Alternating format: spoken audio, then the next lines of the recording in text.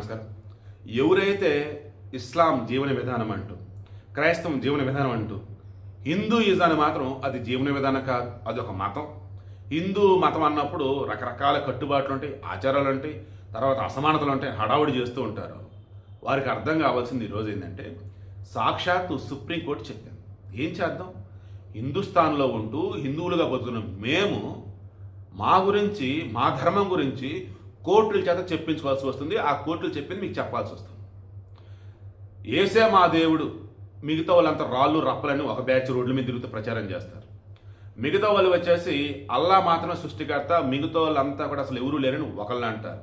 ఇలా చెప్తూ పోతే ఈరోజు సుప్రీంకోర్టు ఏమందంటే, హిందూ మతం అన్నది అదొక మతం కాదు, జీవన విధానం అని చెప్పి, ఎవరైనా కానీ విశ్వాసం అన్నది ఉంటుంది చూసారా, అది వారికే పరిమితం. ఒకరి విశ్వాసాన్ని నువ్వు క్వశ్చన్ చేయాల్సిన అవసరం లేదు. నా విశ్వాసం శివుడే దేవుడు.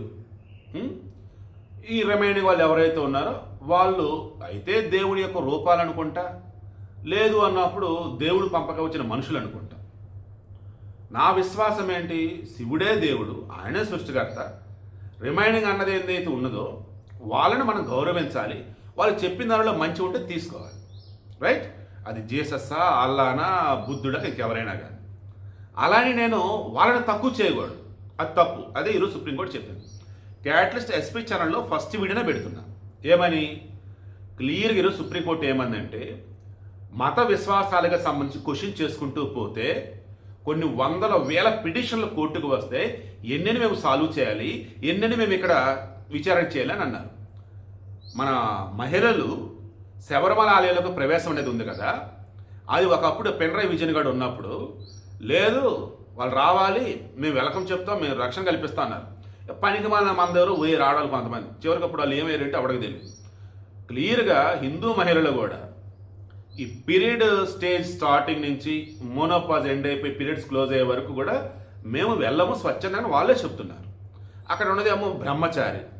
సో ఇటువంటి అప్పుడు మత విశ్వాసాలను గౌరవించాలి. అండ్ శబరిమల ఆలయానికి రావద్దన్నారు, కానీ మిగతా ఆలయాలకు మహిళలు వెళ్తున్నారు కదా, ఇబ్బంది ఏముంది? సో ఒక ఆలయం, ఒక కట్టుబాటు, ఒక ఆచరణ గౌరవించాలి, మేము గౌరవిస్తామని చెప్పి మనోళ్ళంటే హిందువులు అసలు మిగతా వాళ్ళు వచ్చి హడావుడి చేశారు. దానికి పెన్డ్రైవ్ విజయన్ సపోర్ట్ వచ్చాడు. చివరికి మరలా మన పెన్డ్రైవ్ విజయన్ ఎన్నికలకు ముందు ఏం చేశాడు? లేదు మత విశ్వాసాలు మేము గౌరవిస్తాం, శబరిమల ఆలయం కట్టుబాట్లు ఏవైతున్నాయో దానికి మేము కట్టుబడి ఉన్నామని చెప్పేసి మరలా కోర్టుకి చెప్పాడు. దాంతో కోర్టులో మరలా విచారణ జరుగుతుంది చాలా రోజులుగా. ఈరోజు ఏం చెప్పారంటే, హిందూ అన్నటువంటి వాళ్ళు గుడికి వెళ్ళి ప్రూవ్ చేసుకోవాల్సిన అవసరం లేదు. హిందువుగా ఉన్నటువంటి వాళ్ళు ఇంటిలో దీపం పెట్టుకొని ఆ దీపంలో వెలుగులోనే ఆ దేవుడిని ఆరాధించినా ఓకే. మీ విశ్వాసం అనేది ఏదుందో అది మీ వరకు పరిమితం. ఆ విశ్వాసాన్ని మిగతా మీద రుద్దొద్దు, మీ విశ్వాసాన్ని వేరే ఎవరు క్వశ్చన్ చేయొద్దు అన్నారు. ఇదే నేను ఎన్నో రోజులుగా చెప్తున్నా, ఎన్నో సంవత్సరాలుగా చెప్తున్నా. ఒకటి, నా విశ్వాసం నాది, నా మతం నాది, నా ధర్మం నాది, నా జీవన విధానం నాది, నేను ఫాలో అవుతా. నువ్వెవడో వచ్చి క్వశ్చన్ చేయడానికి?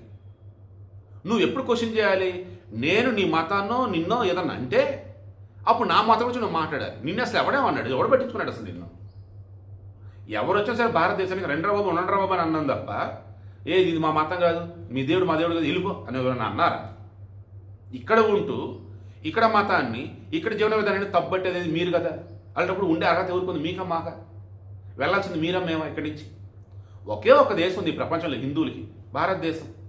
క్రైస్తవులకు బోల్డెన్ దేశాలు, ముస్లింలకు బోల్డెన్ దేశాలు ఉన్న ఒకే ఒక్క దేశంలో కూడా మత మార్పిడులకు గురి చేసి ఏం చేద్దాం ఈ దేశాన్ని?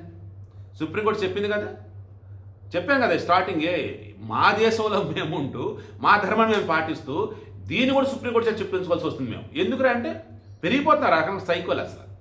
సో ఇప్పటికన్నా కానీ మీ మతం మీది, మీ విశ్వాసం మీది, నా మతం నాది, నా విశ్వాసం నాది, మీ దేవుడు వేరు, నా దేవుడు వేరు. అందరూ కూడా సృష్టికర్త ఒకడని అంటూ ఉంటారు. అది నువ్వు నమ్మినప్పుడు నీకు, నేను నమ్మినప్పుడు నాకు. నువ్వు నీ దేవుడి పేరు నీది, నా దేవుడి పేరు నాది. మరలా మనోరో కామెంట్ పెట్టారబ్బా, మీ దేవుడు మనిషి, ఆయన పేరు చాలా ఉన్నాయి. ఇంకా నాకు అనిపించింది వీళ్ళతో వాదించగలరా బాబు అని చెప్పేసి. మూర్ఖులు అన్నమాట. సరే, విషయం ఏంటి మరి? హిందూ ధర్మంలో జీవన విధానం అనేది ఉంటుంది. దీనిని ఎవరో క్వశ్చన్ చేయాల్సిన అవసరం ఉంటుంది. ఒక హిందూ అన్నవాడు గుడికే వెళ్ళాల్సిన అవసరం, ఇంట్లో దీపం పెట్టుకున్నా చాలు. ఓవరాల్గా నీ విశ్వాసం అన్నది నీకే పరిమితం. నీ విశ్వాసాన్ని ఎదుటి ఎవడో క్వశ్చన్ చేయలేడు, చెయ్యకూడదు.